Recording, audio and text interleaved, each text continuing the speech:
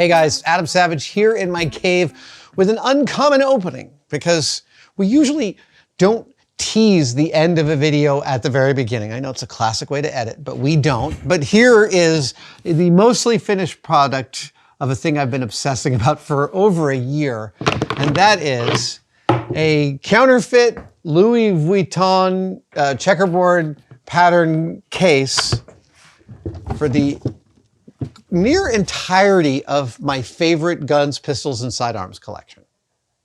What I noticed was when people came to the cave, when visitors come to the cave, I often want to show them a bunch of pieces in this collection. And I'll be scampering around to different cabinets to pull things out, like the Blade Runner gun or the Samaritan. And that got me to thinking there should be a single location for all of these. And then I started doing some math and realized how many I could fit in the size of a steamer trunk. And then I thought about Vuitton and I was off to the races. This is all built out of 1/2-inch Arctic birch ply. I managed to find a supplier of the original Daimler Louis Vuitton checkerboard. Now, this is not the correct texture. This is printed on vinyl, but it looks darn good. I even went so far as to find original vintage Louis Vuitton handles. I've got one on either side. I have a delightfully fake old Louis Vuitton label I printed on the laser printer, glued against the back wall there. And given that steamer trunks are almost always lined in linen, that was the most laborious part of this, was lining this in linen. But before this is complete, I need to make name tags for everything, and there's a lot. So I'm going to make the name tags, and then I'll give you a little guided tour through all of the guns. But building this was like, it's fun building furniture. It's very much fun building furniture that you want to be permanent. So gluing and engineering, and actually each of these shelves is removable because I built in a whole electric system that allows these to be lit but also to be removed because I didn't want to make it permanent. I wanted some adjustability.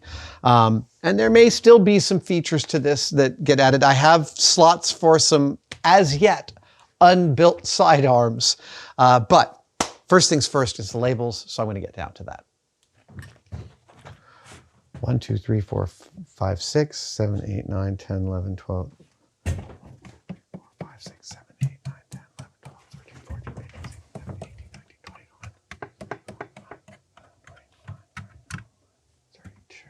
21, 32. That's what I need here.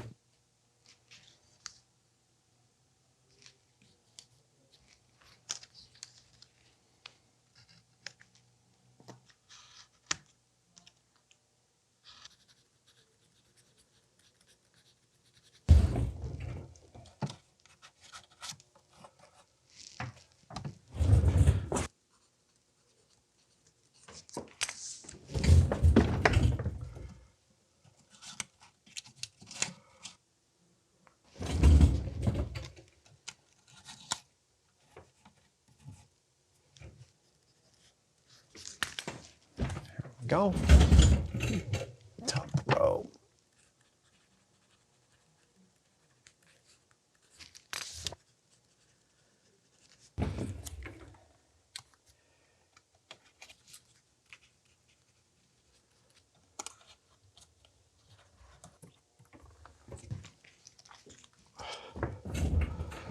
Okay, so now we're going to do a little, I was going to say a walking tour, but a sitting tour of this collection. And this case is not yet totally done. I still have to weather the outside, and some of the hardware, like my imitation Louis Vuitton clasps, are too shiny. They need to be brought back into an older frame, as it were. But functionally, it's finished.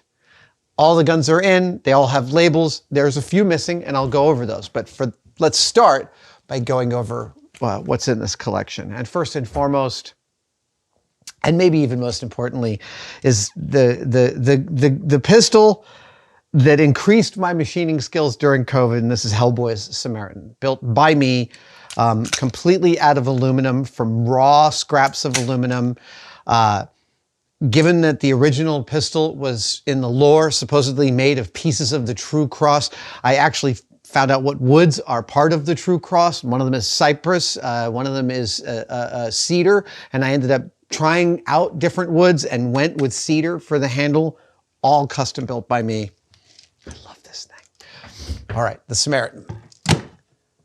Next up, we have the Nostromo sidearm. This doesn't get a lot of play in the movie Alien, but this is a magnificent product of the design, prop, and set team from Alien. This is built by my friend Sean Morgan. He makes the best replicas. He makes some of the best replicas that have ever been made. This is an as-issued version. I still have a grand unrealized plan to weather this and bring it into, again, an older frame. But it's beautiful. In fact, this one has a companion in here. I'm gonna jump ahead. This is the same pistol. Oh, right, so this doesn't get seen a lot in the movie, but in Alien, this gun sits here on the suits. And I think you can see them in a couple of shots. Famously, when the astronauts approached the space jockey, those weren't full-size actors approaching the space jockey. That was actually teenagers, specifically Charlie Borman, John Borman's son, and Luke Scott, Ridley Scott's son, and I can't remember who the third one was, dressed in smaller spacesuits with smaller props. So this is the same sidearm as this, built for the scale scene in which they wanted the space jockey to look even bigger. And this is cast off the screen-used piece. I know, it's all like loosey-goosey and stuff, but this, oh, I just love this piece. This is like right from 1978. Okay, but continuing on in order, we have Han Solo's famous DL-44. Yeah. I've got like 6 of these. And this is the latest one made of all my favorite parts, but that may change. Star Wars props like this are never, ever done. It is always a work in progress of just like making it slightly better over time, and this is no exception. One of my favorite sidearms in recent memory. This is the IB-94. This is the Mandalorian's sidearm. And lo, I'm missing the front sight. Things get banged around here, so I'm gonna have to replace that. All right, well, there we go. This is a funny one. It's in the top row because it has a lot of affection for me. This is simply an airsoft Beretta with a big dumb piece of pipe on the end. But I used this for some of the shots for the Mythbusters Assassins episode, the one in which we had Jonathan Banks on the show, which was frankly one of the most fun days we've ever had on the show.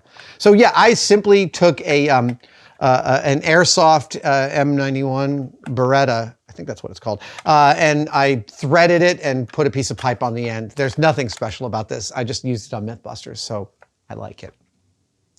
The last one in the top row is the Element gun from Guardians of the Galaxy. This is one of Star-Lord's guns from the first Guardians movie. They got smaller in the second film.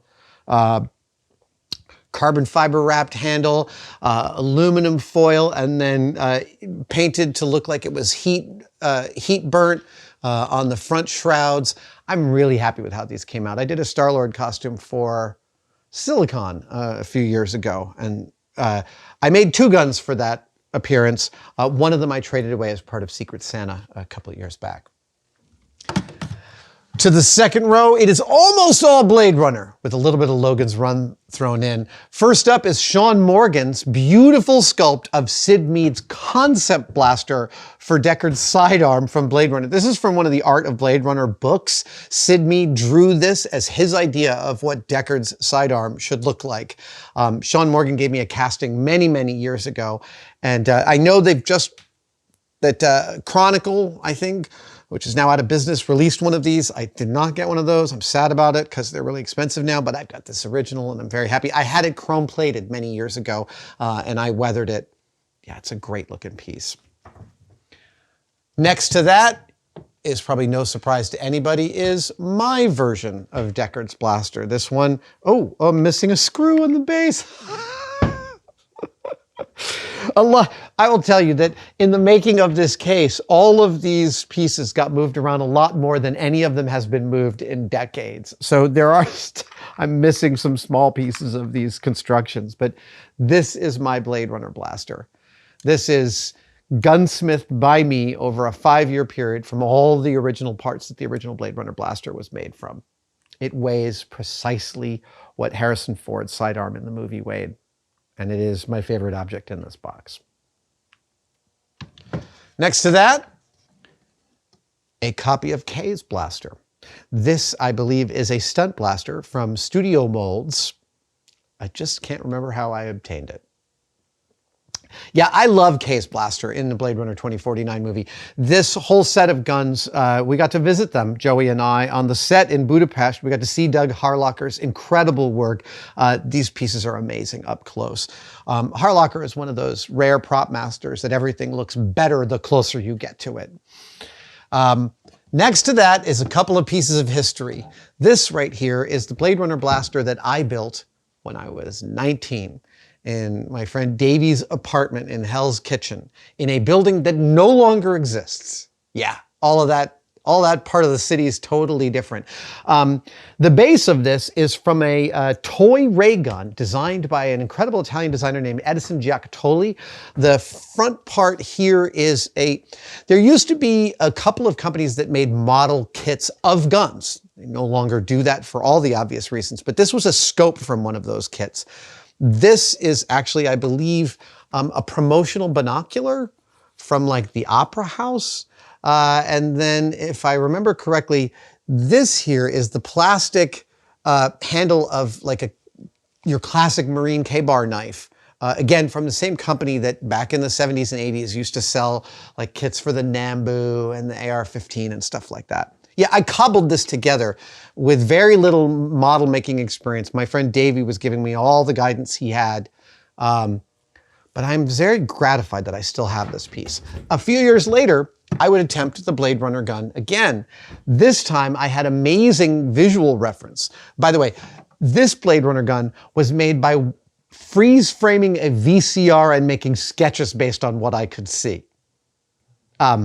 That is a horrifying way to try and learn about a prop. Later on, a Japanese model magazine printed pictures of the real Blade Runner blaster, and I made this one. I didn't make it chrome-plated, but when I was working on Bicentennial Man, we were constantly sending stuff out to be chrome-plated, so I sent this too. It is very, very close in almost every detail, except for the problem that it's too freaking small. Because while I had excellent topographical reference, I did not have any size reference. Oh, that made me so crazy when I found out. Next to that, a gun frequently known as Mother's Defender. This is the gun that Leon shoots Holden with in the beginning of Blade Runner. This is an airsoft version. It pulls back and you can load 4 shots. And back here is a little air pocket. It shoots green gas through here and it just cycles through them. 1, 2, 3, 4. 1, 2, 3, 4. It is a weird gun. I must admit, it's called the cop gun, but it's most often known among Blade Runner aficionados as Mother's Defender. And you can actually see Monica Bellucci holding this gun in either the second or the third Matrix film. I believe it was a tip of the hat to Blade Runner from the Wachowskis. Next to that, a still unpainted sleep gun from Logan's Run. I bought this many years ago from a run on the RPF. It is all metal. It's beautiful and it's just an unrealized piece. The guns from Logan's Run famously actually worked and they put out this like 4-port spray from them that was part of they were incredible pieces of technology. And a bunch of people have tackled them on the RPF. This is a particularly lovely run and it needs to be painted. I'll get to it eventually. All right, moving on, we have the third row now, we have another piece that's uncompleted, and that is Dredd's blaster. This is not the version that will live in here. No, I have a beautiful version from some friends who've done a nearly perfect sculpt. This is a pretty good one, but this is just a stand-in for right now. I'm not even going to show that to you in great detail. Next up is one of the only two pieces in here that are from a real film. This is an actual filming pistol from Inglourious Basterds. This is Shoshana's purse pistol. It is the one she uses to shoot Augustine. Is that his name? Yeah, I can't remember. The sniper. At the end of Inglourious Basterds, spoiler, she shoots the guy and she shoots him with this tiny little beautiful, beautiful pistol. And I picked this up from Prop Store, I believe, a few years ago. Yep, that is one of only two pieces that's from the actual film in this box. Next to it, ooh, does anyone recognize this one? This is a truly amazing piece because it is actually, let's see if I can make it work. Right?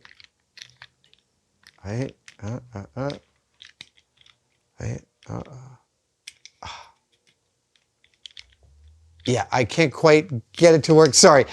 This is from a wonderful movie, which if you haven't seen it, you should, called In the Line of Fire. And in that movie, Clint Eastwood plays a Secret Service agent. John Malkovich plays a presidential assassin who builds a working pistol out of casting resin. And I believe this is cast from studio molds. So this is an all-plastic gun that shoots real bullets. Sorry, this isn't, but that's what the prop is in the film. I don't believe this could shoot real bullets. I think it would fly apart. But In the Line of Fire. Next to that, we have a beautiful, beautiful version of the thermoptic pistol from Ghost in the Shell, including bullets cast into a clear matrix down here. Yeah, this piece is absolutely gorgeous. I love this. This took a while to receive from its run on the Replica Props Forum, worth every second of the wait. I loved Ghost in the Shell. I mean, it had huge problems, and I had huge problems with it, but from a design standpoint, just delicious movie. An even deeper cut. For those Warner Brothers fans, this is Yosemite Sam's pistol from Who Framed Roger Rabbit. Now, this is seen in the film, but also at the end of production, a set of these was given to key people in the production, along with a set of bullets, which I have. Hold on. Because when they open this gun, there is a full set of bullets, and the bullets are all, classic to a Warner Brothers cartoon, actual characters. And here's one of them. Dude, I love this. I have a case for this, but this is a better case. And I'm trying to figure out where the bullets should go, because obviously I'm going to have some Samaritan bullets in here. So I think I'm also going to have some of the Yosemite Sam gun bullets. I don't know, maybe that can just live like right there. Yeah, hey. This, any science fiction buff will recognize, this is one of the ray guns from Forbidden Planet. This one scratch built, I believe, by my friend John Duncan. It actually has a working light in it, but I have not replaced the battery in a decade. So you're just going to have to take my word for it. Next to that is a beautiful Star Trek blaster that is also a television remote that comes with a removable phaser communicator. Yeah, this is a lovely prop. I can't remember the name of the company that makes this, I'm sorry. Yeah, even the emitter moves in and out. And I know there are certain things that are inaccurate about this phaser, but when I hold on to this, it feels to me like the phaser should. And that kind of typifies almost all of the pistols, all of the pieces in this case, is that each of them has been selected here because it gives me the experience that I was hoping for from that piece. And this is what I feel like a phaser would feel like. It's got metal parts, it's got some weight to it, it's got some heft. I really dig that. Plus, it's got this terrific stand with a magnet that just sits there. That is absolutely great. To row 4. In row 4, we have I think the only actual gun in this case, and that is, this is an Army Colt revolver from the late 1870s, if I remember correctly. This is a working black powder gun. I have never loaded it. It takes caps and black powder balls. I found a pair of the snakes that go on the handles, and I installed these. I may do a slightly better job of installing these at some point, and I may actually silver plate them too, because I feel like I can tell they're not silver plated. But besides that, this is the man with no name's pistol man from the first film. This is genuinely what he's holding. Yeah, this is a Colt. Oh yeah, it's a lovely piece. I also possess the holster for this, made by Clint Eastwood's original holster maker. Now we have a couple of pieces that are quite similar. This is a replica of one of the pistols from the movie Wanted with Angelina Jolie.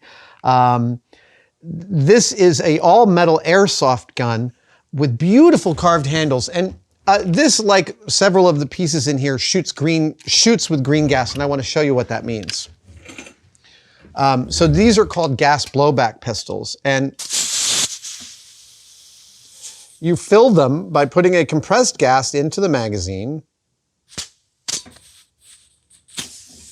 Ooh, hey, stop that. There we go. Into the magazine, and then when you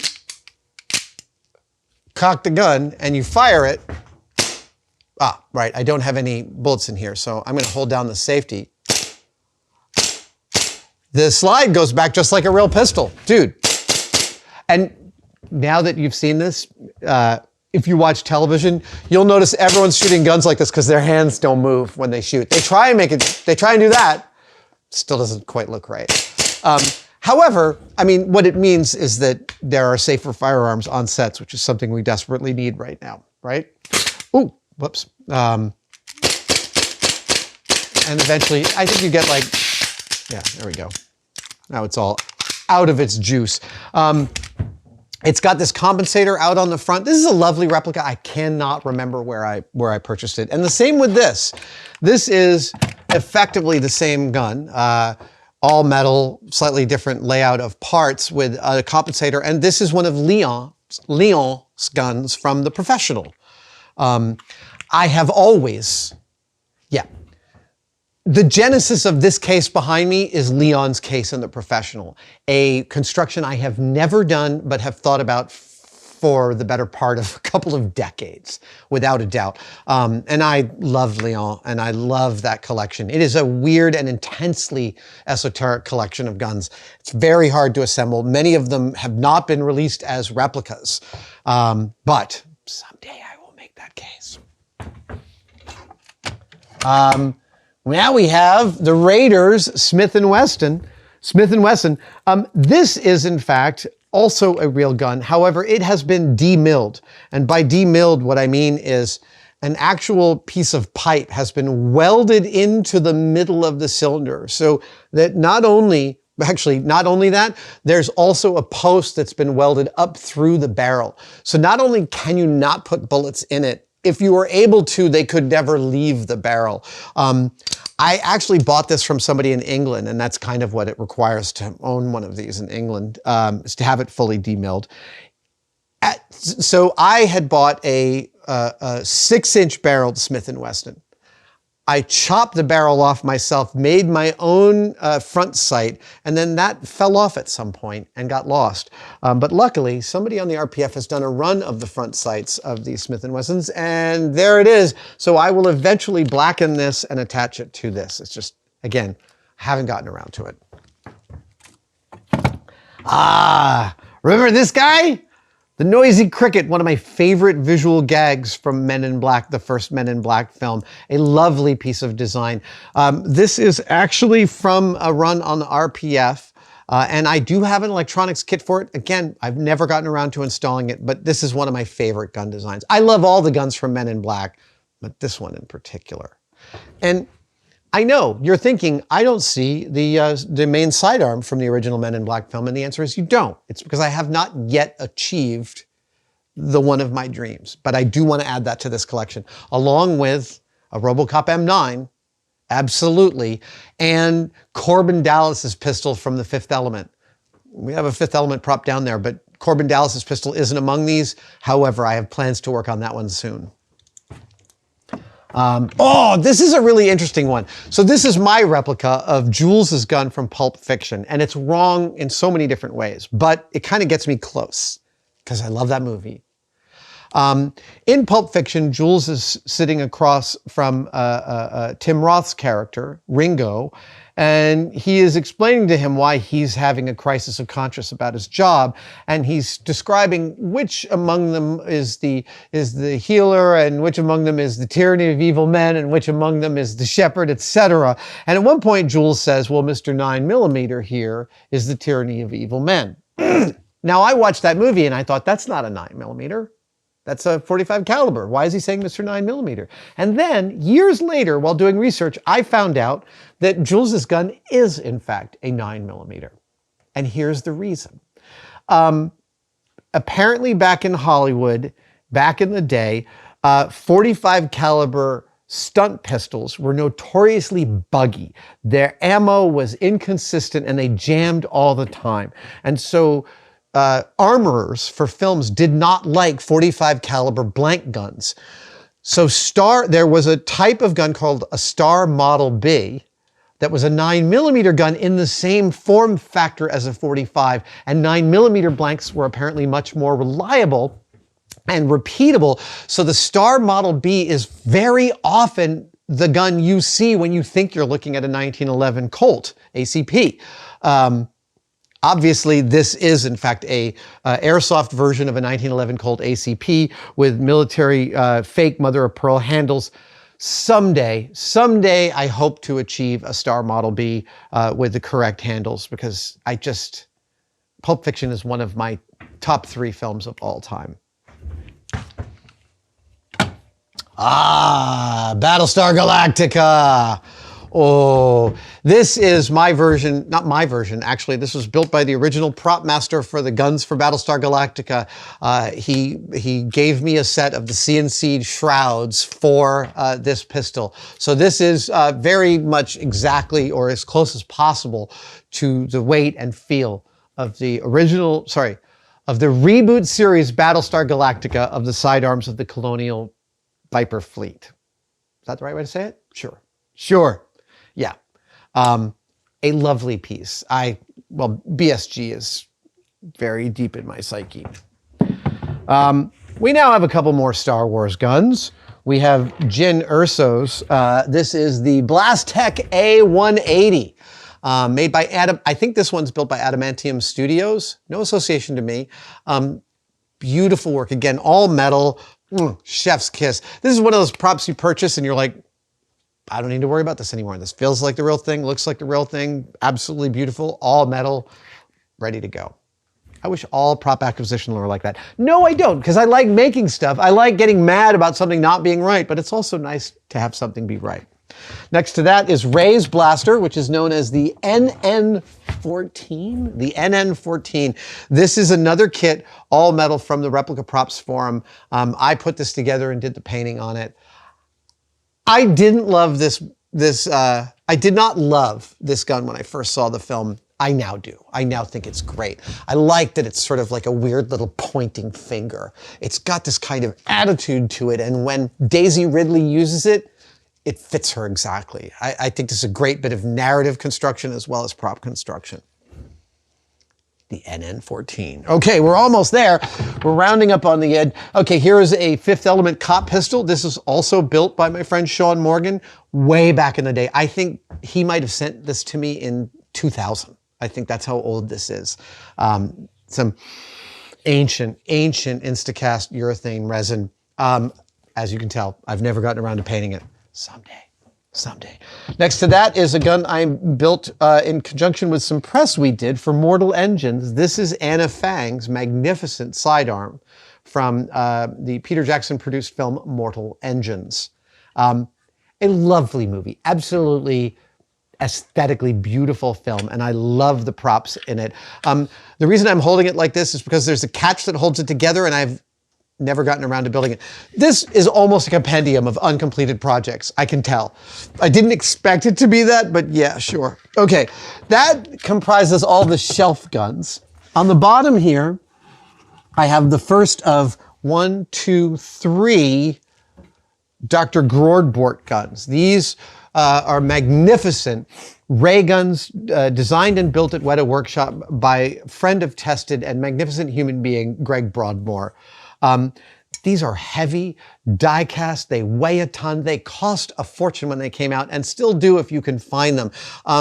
Better ray guns have rarely ever been made. These are some of my favorite fantasy guns in the world. They have so much whimsy and also some menace to them.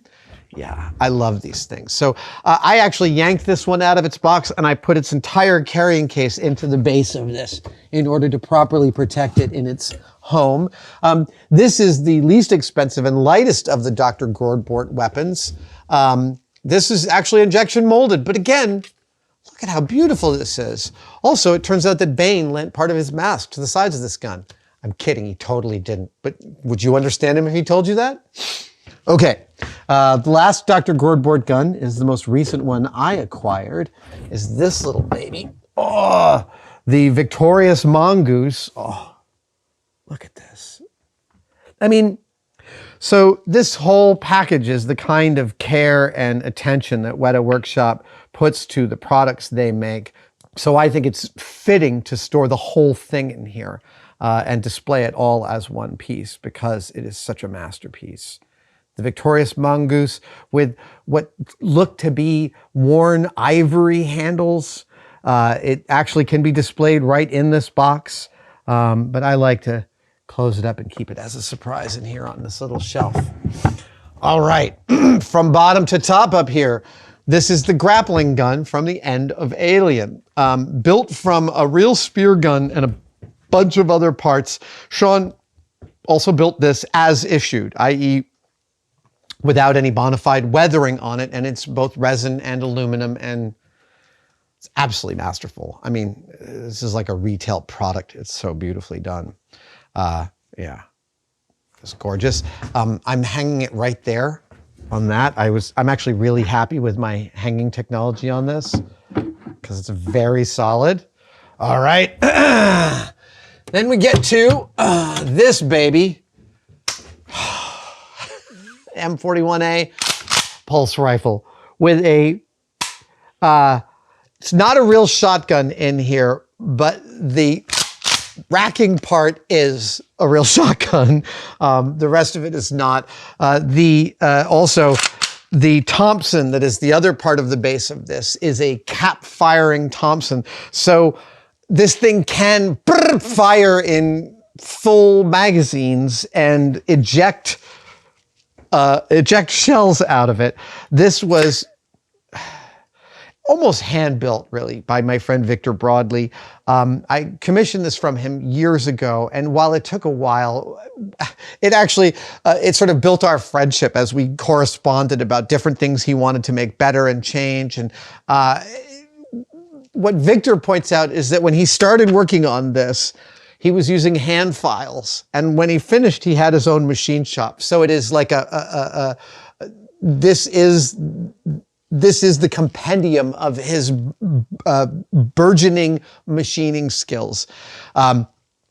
Sad note, in the process of building this was hanging up here, and it didn't have a keeper, and so it fell off, and it fell onto this stock, which I then had to hammer all the way back. And there's still one last bit of cracked weld back here. Sorry, Victor.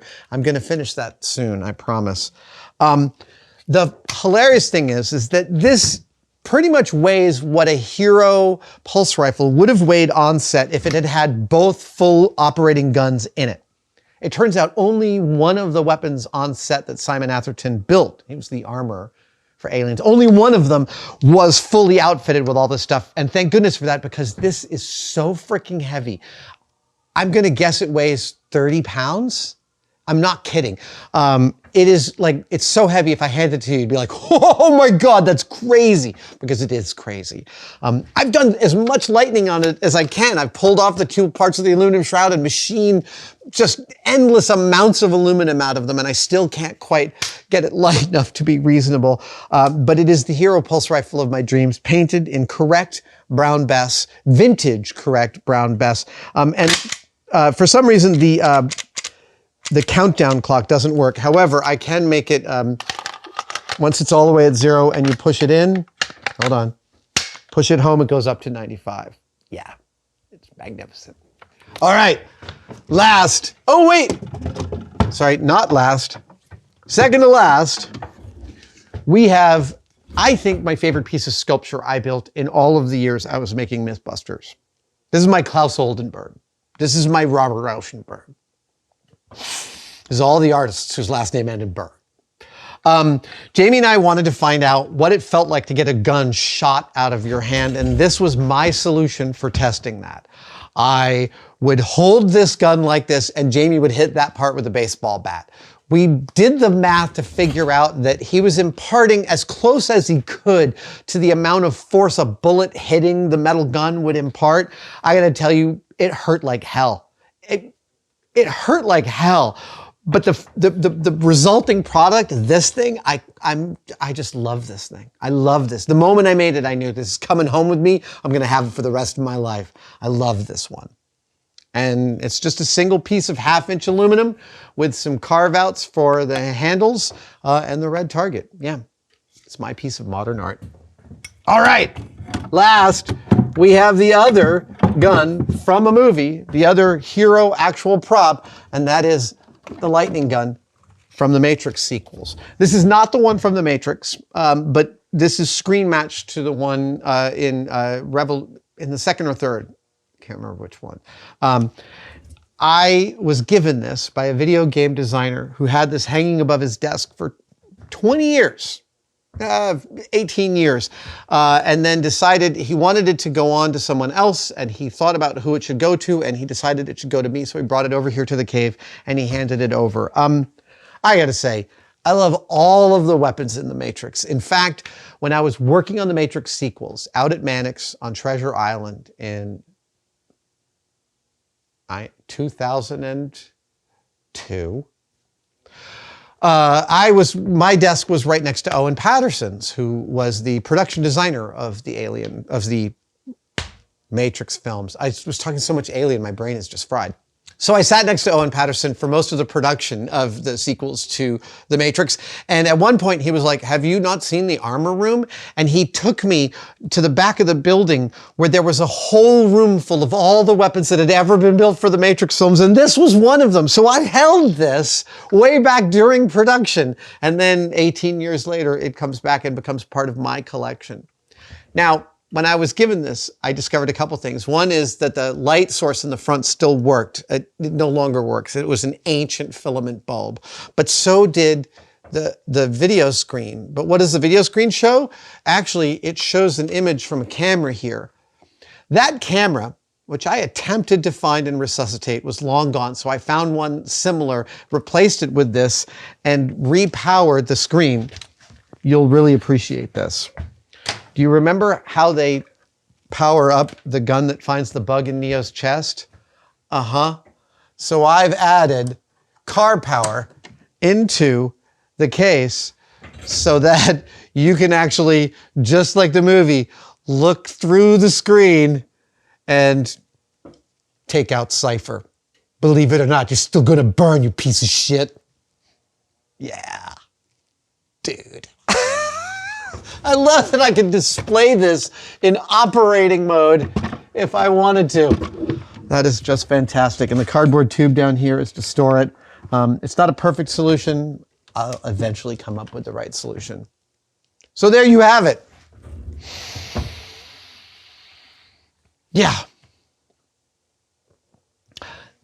This is a very different way to display a class of propage, and it is teaching me new ways about thinking about how to share my excitement about them with other people. I like the idea that someone could open this case alone, by themselves, and kind of walk themselves through this collection. That actually has a value to me. I recently picked up a Japanese document tansu, and it's about 75, 80 years, actually I think it's about 90 or 100 years old. I've been storing some of my props at home in there, and I really like that. I like that as a way of discovery. So it may be that if you visit my cave in 5 years, instead of all this stuff on display, there's also going to be some cabinets that you could just go through the drawers of and discover what you will as you do.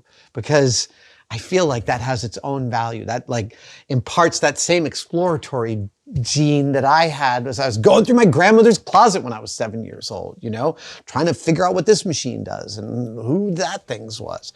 But there you go. I've been thinking about this since literally the beginning of COVID. It is very gratifying to get almost to the end. And again, we're not quite done.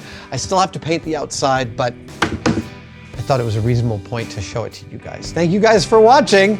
As always, I will see you next time.